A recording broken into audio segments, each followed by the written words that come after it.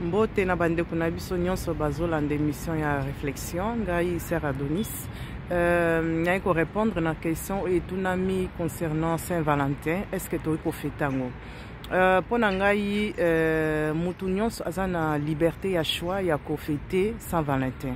Pona ngai ezali permis ko fêter cette fête ya Saint-Valentin.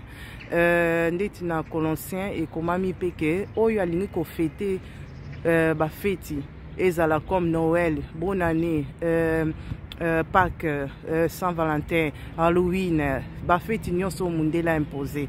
Est-ce que soko lingi ko fetango ko fete?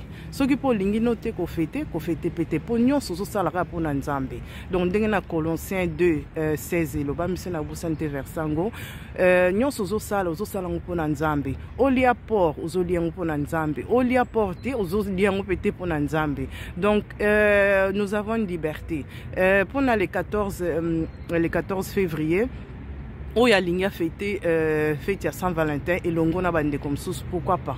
Hein? Aux ana libre arbitre na yo kopona soko lingo fêté au fêté tout comme peut ko fêtango les 12 les 9 tout comme peut ko fêtango les 10 donc c'est pas dit que faut zélara jour le 14 février pour fêter jour amoureux jour amoureux na ko sala ngona bana na yo ndeti ba jour anniversaire na bango ou bien même kaka jour normal kaka yo moko poni que un week-end yo na mema moi na ngaya moi sito ke beto ke sa shopping ou bien week-end wana na mema jeune garçon na ngai to ke piscine jour moko kaka ya bino mibale mama mwana boke otambola eza jour moko amoureux bobeti masolo kitoko.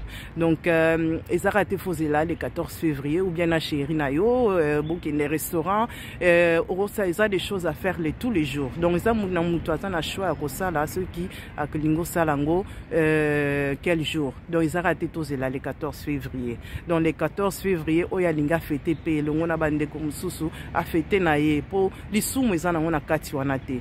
Pourquoi pour mutu azaiki ko combattre jour ya Saint-Valentin eza mutu moko azaki ko combattre pour na amour.